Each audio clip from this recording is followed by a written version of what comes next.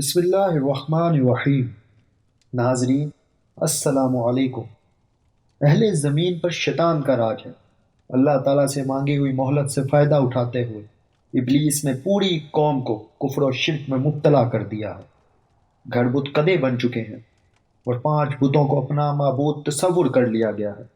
انہی 5 بتوں کو انہوں نے مشکل کشا اور حاجت روا ٹھہرا رکھا ہے۔ قرآن کریم نے ان بتوں کے نام ود، سوا، یغوث، یعوق اور نصر بتائے ہیں۔ لوگ انبیاء علیہ السلام یعنی ابو البشر حضرت آدم علیہ السلام، حضرت شیس علیہ السلام اور حضرت ادریس علیہ السلام کی تعلیمات کو یکسر بھلا چکے ہیں۔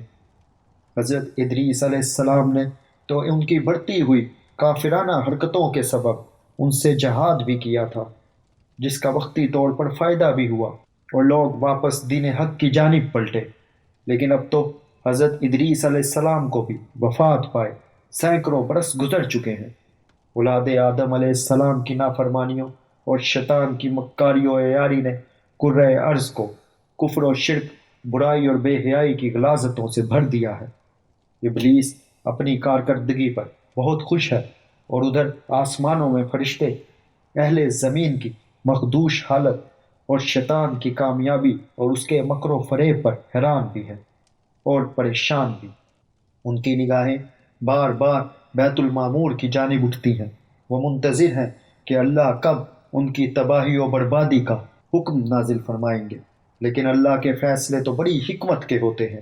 اللہ تعالیٰ کا دستور ہے کہ جب اس کی نافرمانیاں اپنی انتہا کو پہنچ جاتی ہیں تو وہ نبی مبعوث فرماتا ہے، اور اگر قوم نبی کی باتوں کو بھی نہ مانے تو قہر الہی نازل ہوتا ہے۔ چنانچہ اللہ تعالیٰ نے اس قوم ہی میں سے ایک نیک شخص حضرت نوح علیہ السلام کو نبوت کے منصب پر فائز فرمایا۔ قرآن کریم میں ارشاد ہے، ہم نے نوح علیہ السلام کو ان کی قوم کی طرف نبی بنا کر بھیجا۔ انہوں نے ان سے کہا، میں تم کو کھول کھول کر ڈر سنانے اور یہ پیغام پہنچانے آیا ہوں کہ اللہ کے سوا کسی کی عبادت نہ کرو۔ اگر تم اسی طرح کفر و شرک میں مبتلا رہے تو مجھے ڈر ہے کہ تم کسی سخت عذاب الہی میں مبتلا نہ ہو جاؤ۔ لیکن قوم نے ان کی ہدایات کو حقارت سے ٹھکرا دیا۔ حضرت عبداللہ بن عباس رضی اللہ عنہ سے روایت ہے کہ اللہ تعالیٰ نے حضرت نوح علیہ السلام کو 40 برس کی عمر میں نبوت عطا فرمائی۔ طوفان سے پہلے آپ علیہ السلام مسلسل 950 برس تک اپنی قوم کو تبلیغ کرتے رہے۔ قرآن کریم میں اللہ تعالیٰ نے ارشاد فرمایا، اور ہم نے نوح علیہ السلام کو ان کی قوم کی طرف بھیجا تو وہ ان میں 50 برس کم 1000 برس رہے۔ حضرت نوح علیہ السلام طویل عرصے سے تبلیغ دین میں مصروف رہنے کے باوجود اپنی قوم کی بے رہ روی پر بڑے دل گرفتہ رہے۔ ان کی قوم انہیں طرح طرح کی اذیتیں دیتی، ان پر مصائب کے پہاڑ ڈھاتی، لیکن وہ صبر کرتے اور ان کے لیے دعائے خیر کرتے رہتے۔ حضرت ابن عباس رضی اللہ عنہ سے روایت ہے کہ نبی کریم صلی اللہ علیہ وآلہ وسلم نے فرمایا، کسی نبی کو اپنی قوم کے ہاتھوں اتنی تکالیف اور اذیت نہیں پہنچی جتنی حضرت نوح علیہ السلام کو اپنی قوم کے ہاتھوں برداشت کرنی پڑی۔ کافر ان کو ڈراتے، دھمکاتے اور تبلیغ سے باز رکھنے کے لیے اتنا مارتے کہ وہ بے ہوش ہو جاتے۔ کبھی ان کے گلے میں پھندا ڈال کر بساروں میں گھسیٹتے پھرتے۔ حضرت ابن عباس رضی اللہ عنہ سے ایک اور روایت بھی منقول ہے کہ ان کی قوم انہیں اتنا مارتی کہ وہ گر جاتے تو ان کو کمبل میں لپیٹ کر کسی مکان یا ویرانے میں ڈال دیتے اور سمجھتے تھے کہ وہ انتقال کر گئے ہیں، مگر پھر جب ان کو ہوش آتا تو وہ دوبارہ اپنی قوم کو راہ حق کی طرف بلانے میں مصروف ہو جاتے۔ حضرت نوح علیہ السلام کی تبلیغی جدوجہد 950 سال تک جاری رہی۔ رات کی تنہائیوں میں آنسوؤں کے سمندر کے دوران اپنے رب سے قوم کے لیے دعائیں کرتے، اے میرے پروردگار، میری قوم نادان ہے، ناسمجھ ہے، اسے معاف کر دے۔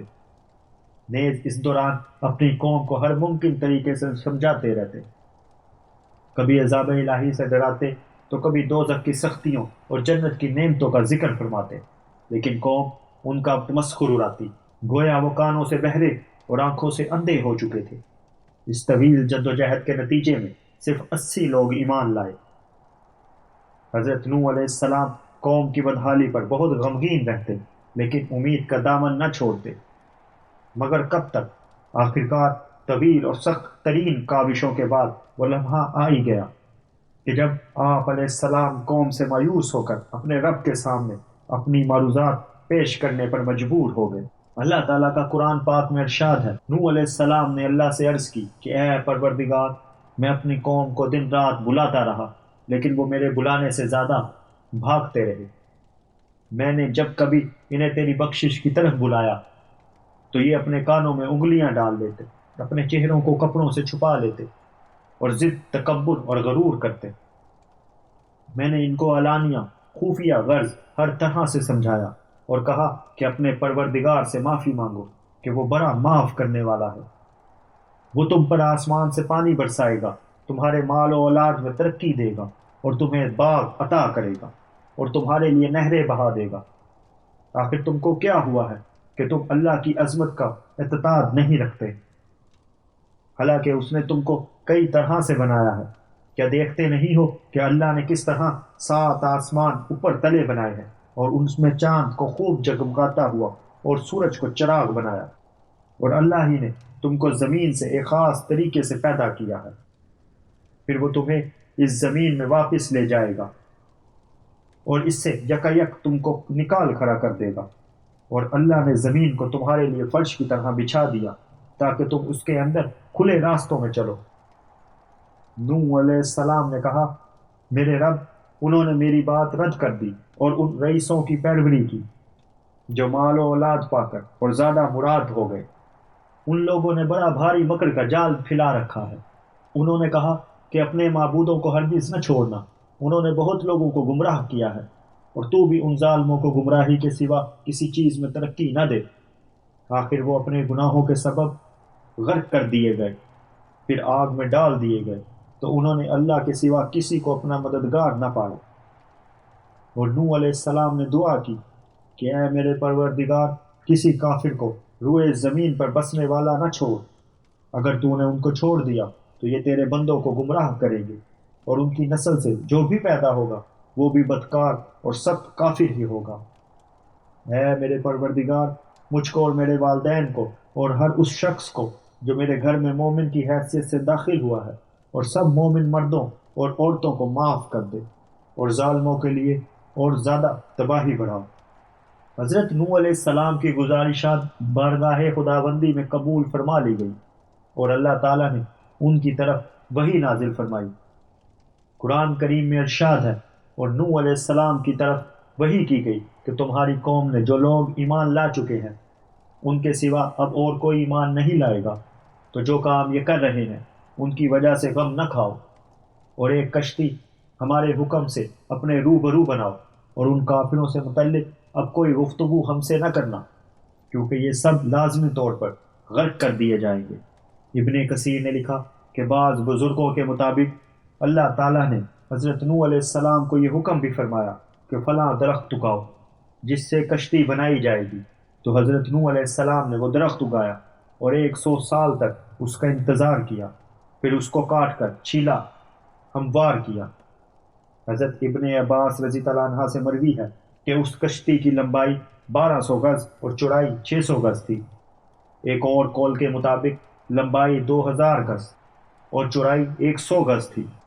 حضرت نوح علیہ السلام کشتی بنانے میں مصروف تھے۔ قوم کے سردار آپ علیہ السلام کے پاس سے گزرتے تو ہنستے، مذاق اڑاتے، یہاں تک کہ کشتی تیار ہو گئی، اور جب عذاب الہی کا وقت آیا تو اللہ تعالیٰ نے حکم دیا کہ ہر قسم کے جانوروں کا ایک ایک جوڑا اس میں رکھ لو، اور جو لوگ ایمان لائے ہیں انہیں بھی سوار کر لو۔ حضرت نوح علیہ السلام نے احکام خداوندی کے مطابق سب کو سوار کر لیا اور عبادت الہی میں مصروف ہو گئے۔ آخرکار طوفان کے آثار ظاہر ہونے لگے، اور دیکھتے ہی دیکھتے زمین کے ہر گوشے سے پانی ابلنے لگا۔ آسمان سے قیامت خیز بارش ہر شے کو بہا کر لے جانے کے در پر تھی، گویا قیامت کا منظر تھا۔ کشتی طوفان کے پہاڑ جیسی اونچی لہروں پر تیر رہی تھی۔ حضرت نوح علیہ السلام نے اپنے بیٹے کنعان کو دیکھا جو ایک اونچے مقام پر موجود تھا۔ انہوں نے کہا، اے بیٹے، ہمارے ساتھ کشتی میں سوار ہو جا اور کافروں کے ساتھ نہ رہ۔ اس نے کہا، ابا میری فکر نہ کرو، میں ابھی اس سب سے اونچے پہاڑ پر چڑھ جاؤں گا اور پانی سے بچ جاؤں گا۔ حضرت نوح علیہ السلام نے کہا، آج قہر الہی سے کوئی نہیں بچ سکتا۔ اسی اثنا میں ان دونوں کے درمیان پانی کی ایک لہر حائل ہو گئی اور وہ غرق ہو گیا۔ حضرت نوح علیہ السلام نے اپنے رب سے اپنے بیٹے کی مغفرت اور نجات کے لیے عرض کی، اے میرے پروردگار، تو نے میرے گھر والوں کی بخشش کا وعدہ فرمایا ہے، تو یہ بیٹا بھی گھر والوں میں ہے۔ اللہ تعالیٰ نے فرمایا، اے نوح، وہ تیرے اہل میں نہیں ہے کیونکہ اس کے اعمال اچھے نہیں ہیں۔